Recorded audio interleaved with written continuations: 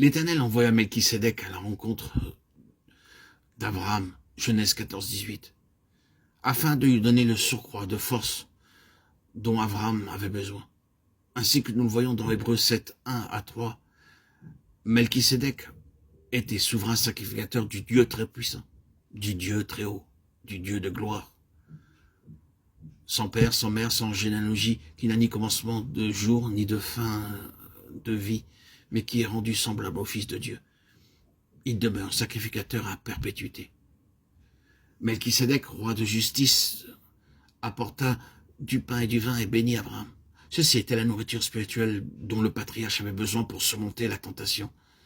Melchisédek est un symbole de notre Seigneur Jésus-Christ qui est devenu notre pain de vie et notre grand souverain sacrificateur.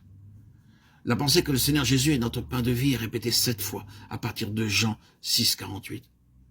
Comment pouvons-nous manger et boire notre Seigneur Jésus-Christ et faire de lui notre nourriture et notre breuvage? Par la foi et avec l'aide de l'Esprit. Cette possibilité nous est accordée n'importe quand et n'importe où. De la même manière que nous buvons de l'eau lorsque nous avons soif et que nous mangeons lorsque nous avons faim, nous pouvons manger et boire notre Seigneur Jésus-Christ lorsque nous sommes spirituellement affamés et assoiffés. Ainsi que nous pouvons vaincre n'importe quelle embûche de l'ennemi. Nous sommes tous sujets à de nombreuses tentations chaque jour et Dieu nous a affectueusement préparé une provision de victoire en faisant du Seigneur Jésus-Christ notre breuvage et notre pain quotidien. Abraham était rempli de fatigue, recru de fatigue. Il avait longuement cheminé pour attraper l'ennemi et lui livrer bataille. Ses chaussures, elles aussi, étaient à bout et avaient certainement besoin de lacets. Et voici le roi de Sodome qui s'avance vers lui, plein de gratitude, lui offrant tous les biens que lui, Abraham, avait arrachés au ravisseur. Quelle tentation! Pourtant, le patriarche répondit, « Même si mes vêtements sont déchirés, mes chaussures usées, je n'accepterai ni fil, ni lacets. Bien que je sois affamé, je ne toucherai à aucun de tes aliments. » Il apparaît ainsi qu'Abraham refusait les biens, non parce qu'il était riche et n'en avait pas besoin, mais pour montrer qu'il dépendait exclusivement de Dieu pour tous ses besoins, ne fût-ce que pour un lacet. Ceci est la première conclusion qui se dégage du récit. La deuxième pensée est qu'il refusa de se souiller avec des objets pollués ayant appartenu au roi de Sodome et de Gomorrhe. C'est lorsque nous sommes très affamés et très assoiffés que surviennent de nombreuses tentations. L'assurance que Dieu pourvoira tous nos besoins commence à leur affaiblir. Beaucoup de prédicateurs, de soi-disant serviteurs de Dieu, ne méritent pas du tout ce nom. Ils font les mendiants, quémandant sous une forme ou une autre toutes sortes de choses.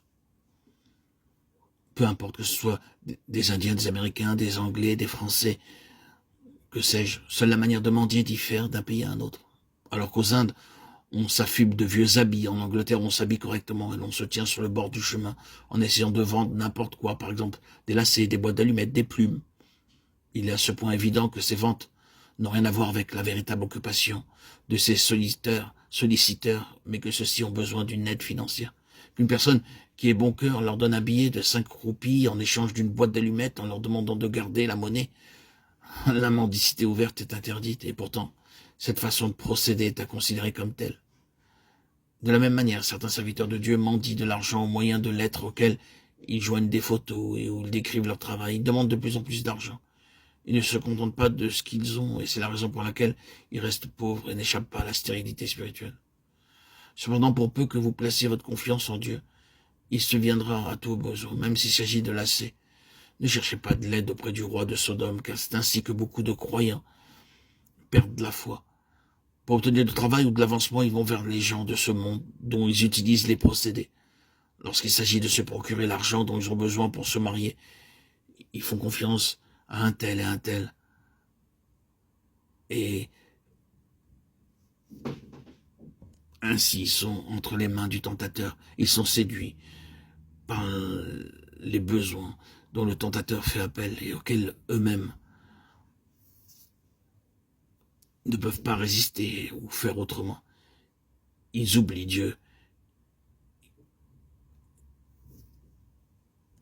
Et ils ne peuvent résister aux tentations. Ils perdent leur confiance. Leur foi en Christ n'est plus honorée.